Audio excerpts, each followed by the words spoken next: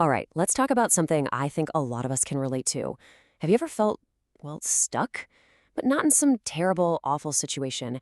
I mean, stuck in a place that's just okay. A decent job, a stable life, a routine that's fine. It's what we're calling the paradox of good enough. And today, we're going to dig into why that comfortable floor can sometimes feel an awful lot like a cage. And this quote right here, it just hits so hard, doesn't it? It perfectly captures this feeling that's in the air right now. This idea that we're supposed to be on all the time. It's a direct shot at the hustle culture that seems to be everywhere we look. You know, the issue goes way beyond just working long hours.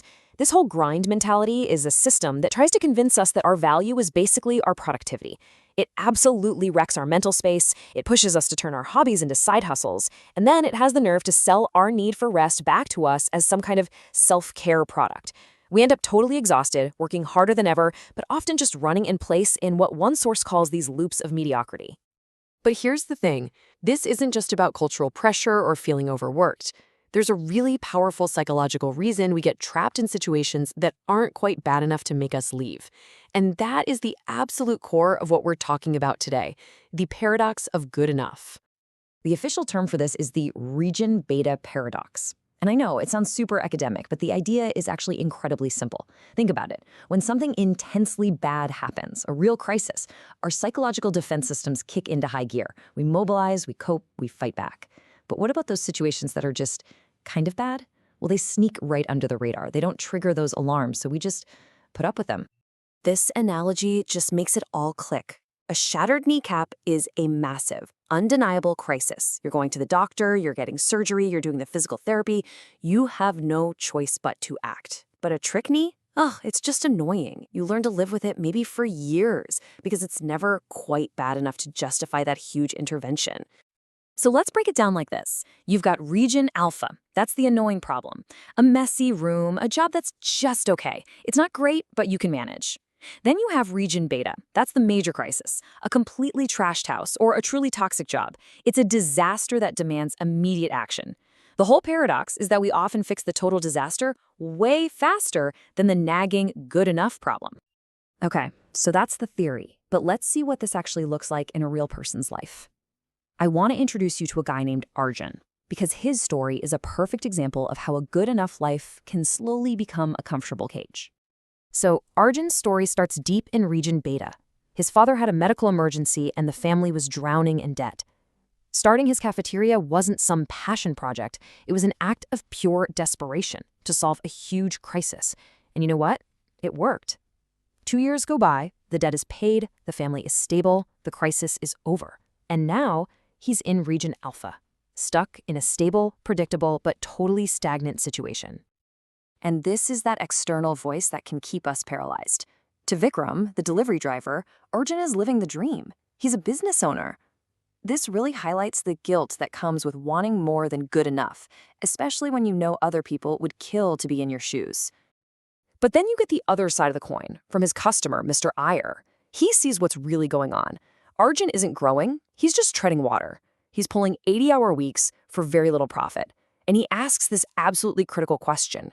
At 24 years old, is a business that just means something really enough? Or is it a trap?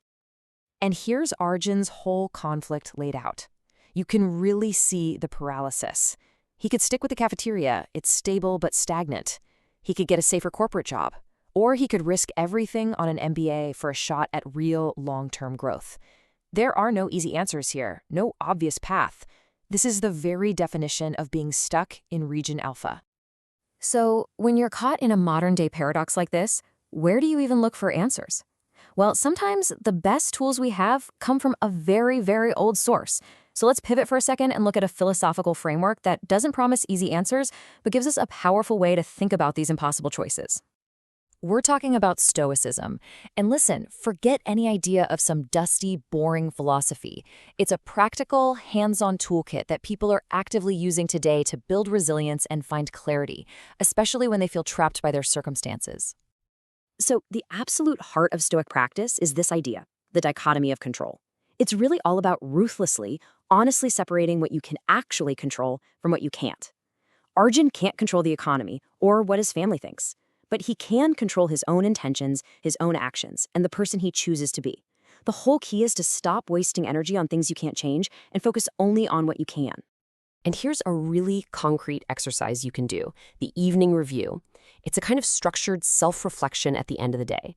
And look, it's not about beating yourself up. It's about honestly looking at your actions, the things that were in your control, and learning from them day by day. This is how you build the self-awareness you need to make a huge choice like the one Arjun is facing.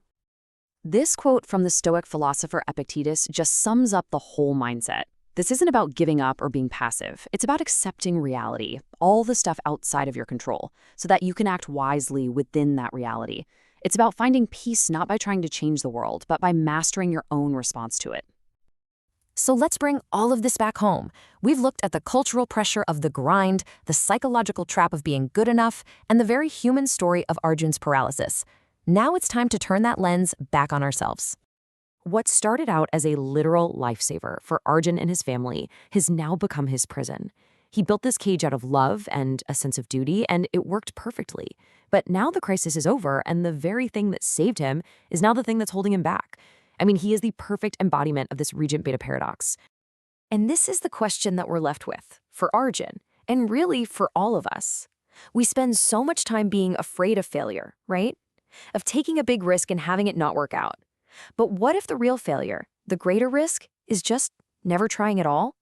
Letting our potential just sit there locked away in a comfortable cage because we were too scared to even check if the door was unlocked? So what's your good enough? And is it serving you, or are you serving it?